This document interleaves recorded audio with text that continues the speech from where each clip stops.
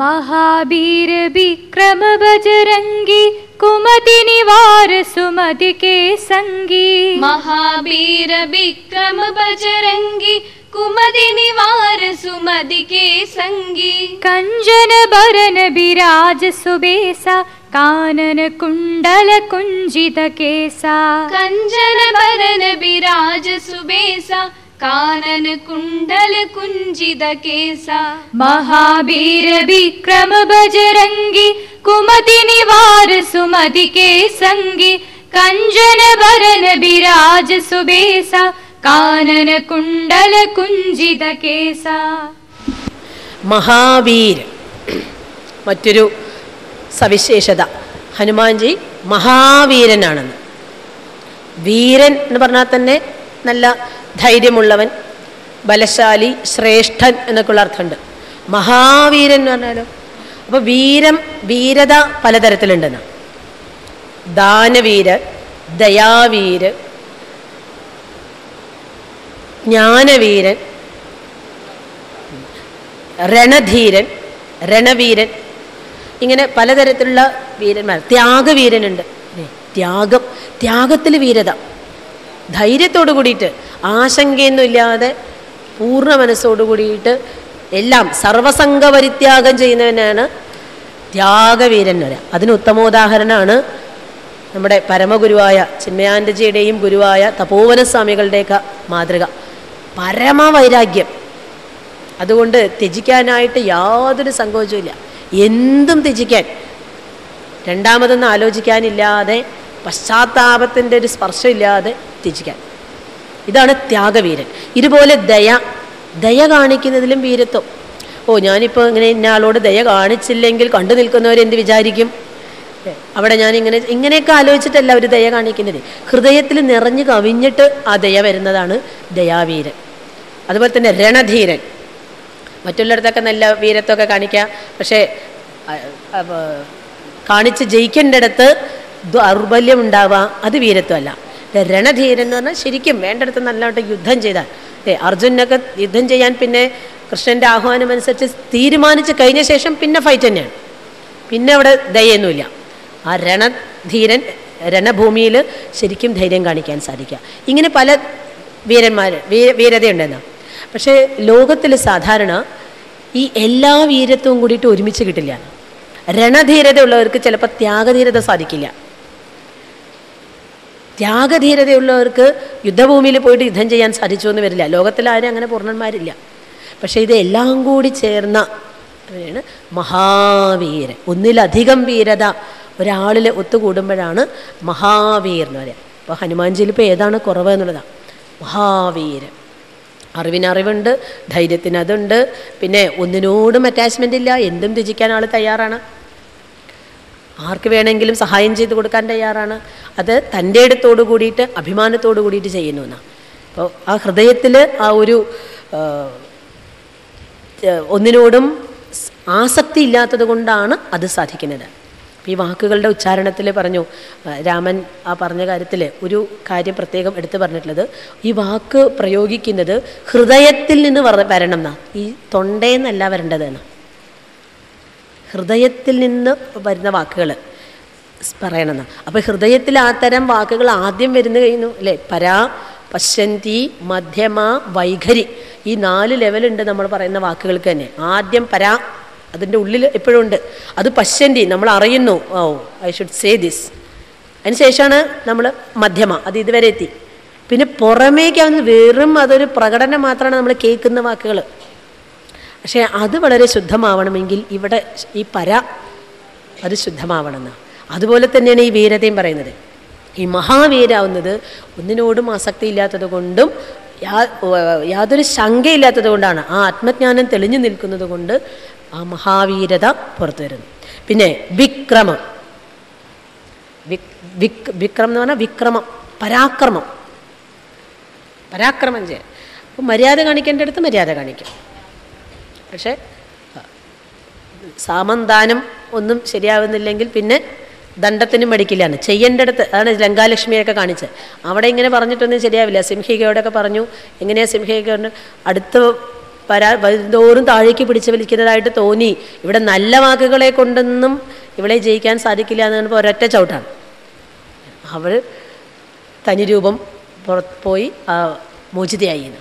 അവരുടെ പണി കഴിഞ്ഞു. അതുപോലെ തന്നെ ലങ്കാലക്ഷ്മിയോടും കാണിച്ച് ആദ്യം പറഞ്ഞു എന്നെ മര്യാദയ്ക്ക് കടത്തിവിടുന്നതാണ് നല്ലത്. ഇല്ല, അവിടെ എതിർത്തൊക്കെ നിന്ന സമയത്ത് ഇവളെ ശരിയാക്കാറായിരുന്നു. അതുകൊണ്ട് പിന്നെ അപ്പത്തിനെ ഉപയോഗിച്ച് സ്ത്രീയല്ലേ, വലത്തെ കൈ കൊണ്ട് അടിക്കാനൊന്നുമില്ല, അതുകൊണ്ട് ഇടത്തെ കൈ കൊണ്ട് മതി. ഒരടി കൊടുക്കുമ്പോഴത്തേക്ക് അവർ രക്തം ഛർദ്ദിച്ച് വീണു എന്നാണ്. അവിടെ പരാക്രമം കാണിച്ചു. അവിടെ അത്ര വേണ്ടു ഡോസ്. പക്ഷേ അത്ര പോരാ ഹനുമാൻജിയുടെ അടുത്ത്, രാവണൻ്റെ അടുത്ത്. അവിടെ പോയിട്ട് ഇങ്ങനെയൊന്നും കാണിച്ചാൽ പോരാ. അവിടെ എന്താ ചെയ്ത്, സീതാദേവിയോട് സീതാദർശനമൊക്കെ കഴിഞ്ഞ ശേഷം പറഞ്ഞു, അമ്മേ നല്ല വിശപ്പുണ്ടല്ലോ, ഇനി ഞാൻ ഇത്തിരി എന്തെങ്കിലും കഴിച്ചോട്ടെ, ഇവിടെ കുറേ പഴങ്ങൾ, അതിന് ഞാൻ എന്താ തരിക അല്ലേ? അമ്മമാർക്ക് ആർക്കെങ്കിലും വിശക്കണമെന്ന് പറഞ്ഞാൽ പിന്നെ ഇതിൽ പരമൊന്നുമില്ല, അയ്യോ എന്താ തരാൻ പറ്റുക, എന്ത് തന്നാലാ മതിയാവുക, ഇതാണ് മാതൃഹൃദയം. അപ്പോൾ ഉടനെ സീതാദേവി ആലോചിച്ചു, ഇത്രയൊക്കെ ചെയ്തിട്ട് എനിക്കൊന്നും കൊടുക്കാൻ പറ്റിയില്ലല്ലോ എന്ന് ആലോചിച്ചപ്പോഴാണ്. വിഷമിക്കണ്ട, ഞാൻ കണ്ടുപിടിച്ചോളാം എനിക്ക് വേണ്ടതൊക്കെ. നോക്കിയപ്പോൾ നല്ല പഴങ്ങളൊക്കെ നിൽക്കുന്നുണ്ട്. അതൊക്കെ പറിച്ച് കഴിഞ്ഞ ഉടനെ ആളെന്താ ചെയ്ത്, ഈ പഴം കഴിച്ചിങ്ങനെ ആയാൽ പോരല്ലോ, വേഗം ആ പഴം നിന്ന മരം പറിച്ചെടുത്തു, അതിനെയൊക്കെ പിഴുതെടുത്ത് അതുകൊണ്ട് കണ്ടവരെയൊക്കെ അടി തുടങ്ങി. പിന്നെ കെട്ടിടങ്ങൾ വരെ തകർത്തു. അതിനുശേഷമാണ് പിന്നെ വാലിൽ കത്തിച്ച വാലിനെ കൊണ്ട് സകല മാളികകളും തകർക്കുന്നത്. അവിടെ പരാക്രമം അങ്ങനെ കാണിച്ചാലേ രാവണൻ്റെ രാക്ഷസന്മാർക്ക് മനസ്സിലാവുള്ളൂ. രാവണൻ്റെ മറ്റുള്ള അനുയായികൾക്കൊക്കെ മനസ്സിലായി കഴിഞ്ഞാൽ അത് രാവണൻ്റെ ചെവിയിലെത്തിക്കോളും. അപ്പം രാവണൻ പറയും, ശരി ആരാണ് അവിടെ, അവനെ പിടിച്ചുകൊണ്ട് വരാൻ പറയും. അപ്പം അല്ലാതെ രാവണൻ്റെ സന്നിധിയിലേക്ക് കടക്കാൻ എളുപ്പമല്ല. നോക്കൂ, ബുദ്ധിയും പരാക്രമമൊക്കെ ഒന്നിച്ച് പ്രയോഗിക്കുക അവിടെ. അപ്പം അല്ലാതെ പോകാൻ ബുദ്ധിമുട്ടാണ് രാജസന്നിധിയിൽ. രാവണൻ മഹാരാജാവാണ്, അവിടെ എങ്ങനെ എത്തിപ്പെടാൻ പറ്റില്ല, അതും അർദ്ധരാത്രിക്കൊക്കെ. അപ്പോഴാണ് ഈ സൂത്രം പ്രയോഗിച്ചത്. മറ്റുള്ള എല്ലാവരെയും തകർത്ത് തരിപ്പണമാക്കി വലിയൊരു കോലാഹലമൊക്കെ സൃഷ്ടിച്ചു. അപ്പോൾ ഈ വിവരം അറിഞ്ഞിട്ട് ഇതിൻ്റെ പുറകിലുള്ള ആളെ അന്വേഷിച്ചപ്പോൾ ബന്ധനസ്ഥനാക്കി കൊണ്ടുവരാൻ പറഞ്ഞു. ബന്ധനസ്ഥനാക്കാൻ വന്നപ്പോൾ സാധാരണ ബന്ധനസ്ഥനാക്കാനൊന്നും പറ്റില്ല ഹനുമാൻജി. പക്ഷേ ബ്രഹ്മാസ്ത്രം പ്രയോഗിച്ചപ്പോൾ ബ്രഹ്മാസ്ത്രത്തെ ഞാൻ ബഹുമാനിക്കേണ്ടവനാണെന്ന് അറിഞ്ഞുകൊണ്ട് ബ്രഹ്മാസ്ത്രത്തിനെ നമിച്ച സമയത്താണ് ആ കുരുക്കിലിട്ടത്. പക്ഷേ ബ്രഹ്മപാശം വേദനിപ്പിച്ചില്ല എന്നാണ് ഹനുമാൻജി. അതിന് അവരുടെയൊക്കെ അനുഗ്രഹമുണ്ട്. അതുകൊണ്ട് ഒന്നും അറിയാത്ത പോലെ അവിടെ കിടന്നു കൊടുത്തു. ഇത്ര എന്തായാലും ബന്ധനസ്ഥനാണെന്ന് പറഞ്ഞു കഴിഞ്ഞാൽ ഇവർ എടുത്തുകൊണ്ട് പോയി രാവണൻ്റെ രാജധാനിയിൽ കൊണ്ടേ ഇട്ട് വെച്ചു. അപ്പോൾ നടന്നു പോവാതെയും കഴിഞ്ഞു. സുഖമായിട്ട് എടുത്തുകൊണ്ടുപോയി രാവണൻ്റെ മുമ്പിൽ കൊണ്ടേ വെച്ചു കൊടുത്തു. അവിടെ എത്തി വെച്ചിട്ട് പിന്നെ ചോദ്യം ചോദിക്കാനായി. അപ്പോൾ രാമകഥ മുഴുവൻ പറയാൻ അവസരവും കിട്ടി. ഇതാണ് ബുദ്ധിയും ഇതെല്ലാം ഒത്തിട്ടുണ്ട് എന്ന് പറയുന്നത്. വെറും വേണ്ടാത്തടത്ത് വീരത കാണിക്കുകയല്ല, ബുദ്ധി പ്രയോഗിച്ചിട്ട് വേണ്ടടുത്ത് വിക്രമം, വീരതയും പരാക്രമവും എല്ലാം കാണിച്ചു. പിന്നെ കാണിക്കാനുള്ള ശക്തി ഉണ്ട് എന്നുള്ളതിന് മറ്റൊരു പോയിന്റാണ് പറയുന്നത്. ബജരംഗി എന്ന് പറഞ്ഞാൽ വജ്ര അംഗം ഉള്ളവനാണ്. വജ്രം പോലെ ഉള്ള ശരീരത്തോട് കൂടിയാണ്. വജ്രം എന്ന് പറഞ്ഞാൽ കഠിനമാണ് അല്ലേ, കാർബണിൻ്റെ പാർട്ടിക്കിൾ തന്നെയാണത്. പക്ഷെ അത് ഏറ്റവും കഠിനമായിട്ടിരിക്കുന്നതാണ്.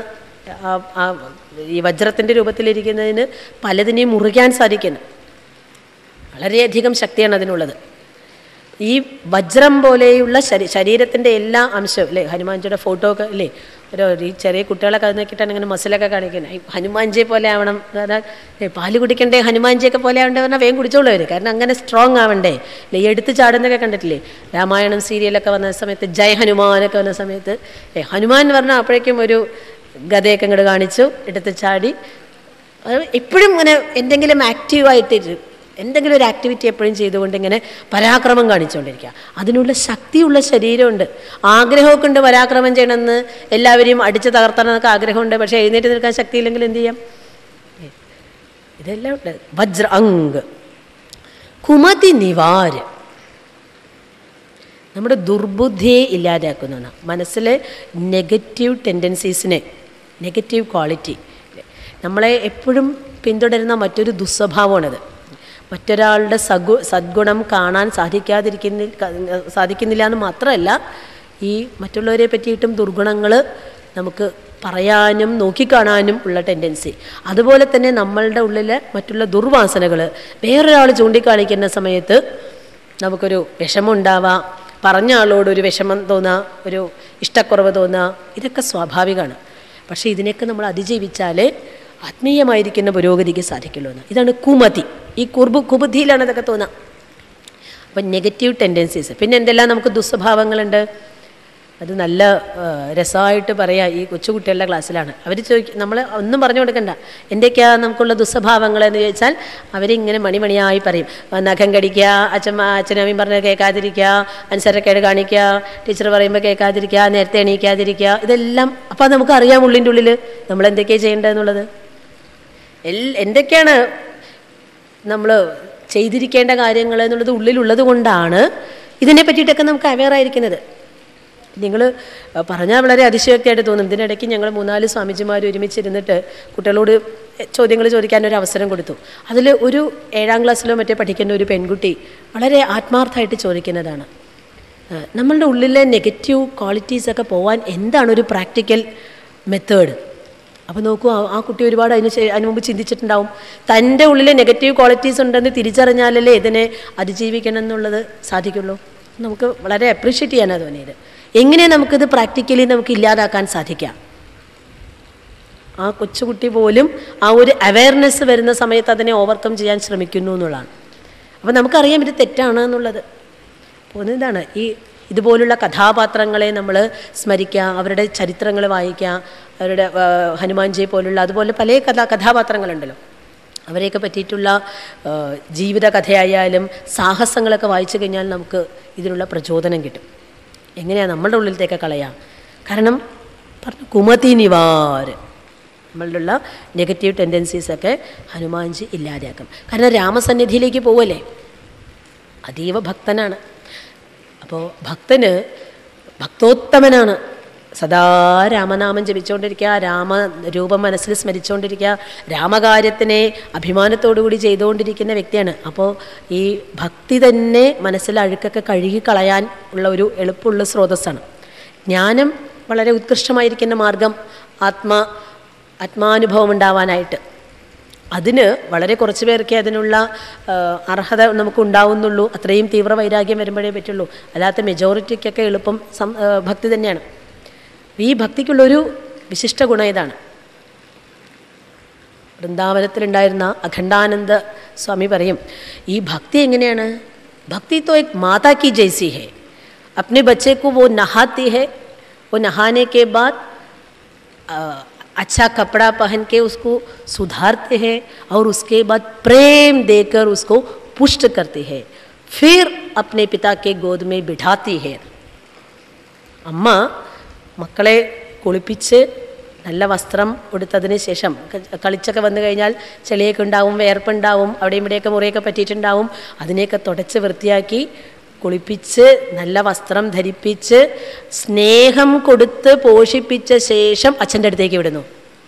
അതുപോലെ നമ്മളുടെ ഉള്ളിലുള്ള അഴുക്കുകളെയൊക്കെ കളഞ്ഞ് വൃത്തിയാക്കി നമുക്ക് നല്ലൊരു ആവരണമൊക്കെ ഇട്ട് തന്ന് ഈ പ്രേമം, ശുദ്ധപ്രേമമാണ് ഭക്തി, അത് നമുക്ക് കൂടുതൽ തന്നിട്ട് നമുക്ക് മനസ്സിനൊക്കെ നല്ല പുഷ്ടിപ്പ് തന്ന ശേഷം ഭഗവാൻ പിതാമഹൻ നമ്മുടെ പരമാത്മാവിൻ്റെ സന്നിധിയിലേക്ക് നമ്മളെ എത്തിക്കുന്നവളാണ് ഭക്തിമാതാവ്. ആ ഭക്തി മാതാവിൻ്റെ അനുഗ്രഹം യഥേഷ്ടം കിട്ടിയിട്ടുള്ളവരാണ് ഹനുമാൻജി. അതുകൊണ്ടാണ് ആ സ്മരണയെ കൊണ്ട് നമ്മുടെ കുമതിയൊക്കെ പോകും എന്ന് പറയുന്നത്. ഈ ദുർബുദ്ധി, ചീത്ത നമ്മളുടെ സ്വഭാവങ്ങൾ, ദൗർബല്യങ്ങൾ ഇതെല്ലാം പോയി പരമപരിശുദ്ധമാക്കുന്നു മനസ്സ്. പിന്നെ സുമതിക്കേ സംഗീ, സുമതി, നമ്മൾ പേരൊക്കെ ഇടും സുമതിന്നൊക്കെ. സുമതി നല്ല ബുദ്ധിയുള്ളവളാണ്. സുശീല, സുമതി, സുമതി നല്ല ബുദ്ധിയുള്ളവർ, അതായത് സജ്ജനങ്ങളോടുകൂടെ മാത്രം സംഘം ചെയ്യുന്നവനാണ്. അപ്പോൾ ഈ രണ്ടർത്ഥത്തിൽ നമുക്കിത് മനസ്സിലാക്കാം.